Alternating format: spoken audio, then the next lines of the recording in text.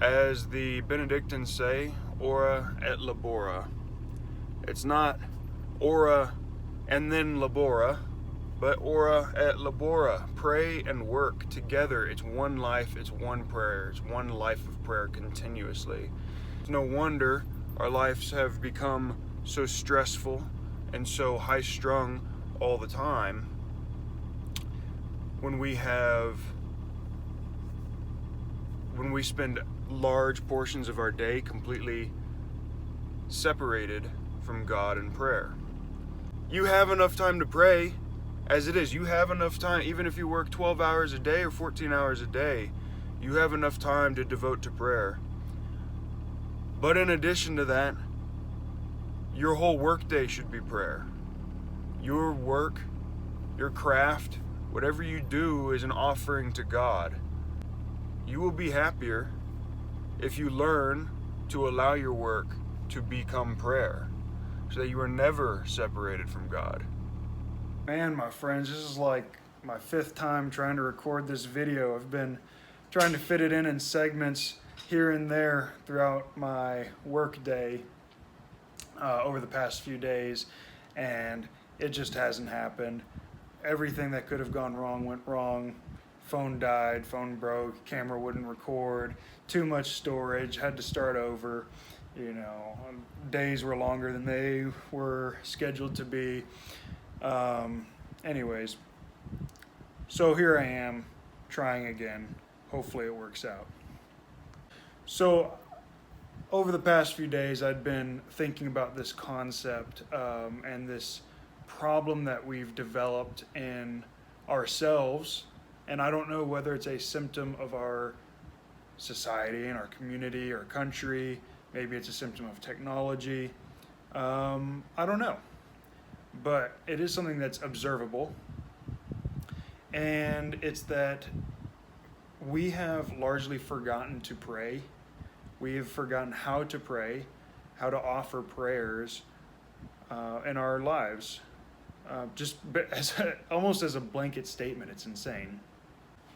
In some ways, we've forgotten that we need to set time aside to pray, right? We need to devote 15, 20 minutes, half an hour, whatever it takes to pray your daily rosary or whatever devotions you have. Maybe you have a devotion to the little office, right? And so you set aside 10 or 15 minutes here and there throughout the day, and that's important.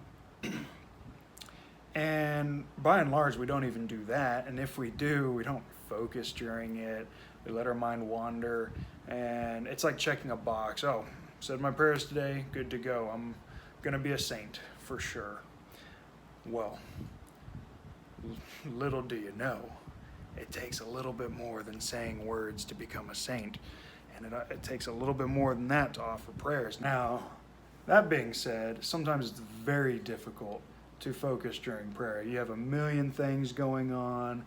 You have a bunch of problems at work, or maybe you have a friend that's sick and you just keep thinking about them or whatever, and it can be very hard to focus on your prayer or the intentions of your prayer. And in those times, it's certainly better to keep attempting that prayer rather than just putting it off and say, hey, I tried, I'm done. No, it takes practice, and part of the virtue that you will build in that prayer is the grit and the discipline to keep trying and keep praying even though it's very difficult. And so always pray, always set time aside even if you can't focus. Do your best to focus and to really meditate and think about the words you're saying. But even when it's really difficult, just power through and just keep trying, keep it up. Because eventually, if you keep up that habit, if you keep praying your rosary every day, eventually the habit becomes easier and easier, and you become more attached to your devotions, and you harvest more grace from them. It's a beautiful thing. But there's more to our issue than just setting aside time to pray. But not only do we have a problem of simply not putting time aside to pray and to think about the Word of God, but we've also forgotten that our whole life should be prayer. And we've developed this characteristic. Maybe you could even say it's a cultural characteristic. Maybe it's an American thing. I don't know. But whatever it is, I see it a lot. And it's that our lives are very segmented, right? It's very, I wake up, then I eat breakfast, then I go to work, then I come home, then I pray, and then I eat dinner, or whatever it is, right? But our entire lives, we live one life, right? And our entire life is connected. Our entire life should be a life of prayer. As the Benedictines say, ora et labora. That's pray and work. It's not pray and then work, or pray before you work, or pray before and after you work, or pray when you're not working. No, it's ora et labora, pray and work, pray and labor. And every action you take in your life, your job, whether you love your job or you hate your job, if you work in a factory or you're an engineer or whatever it is, it should all be an offering to God. If you're working on a farm, that's an offering to God. You doing your job well is a form of a prayer, because you are achieving your state in life. You're working on your state in life, that this is a position God has put you in, and you do it to the best of your ability.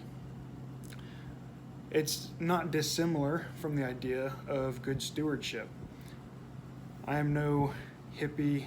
I have friends who are hippies, and I'm no tree hugger per se, but it is important to take care of what God gives you and to steward it, utilize it, be good to it, because God gave it to you, right? St. Francis is known for loving nature and loving creatures and animals and birds and deer and everything else, right? And trees and whatnot.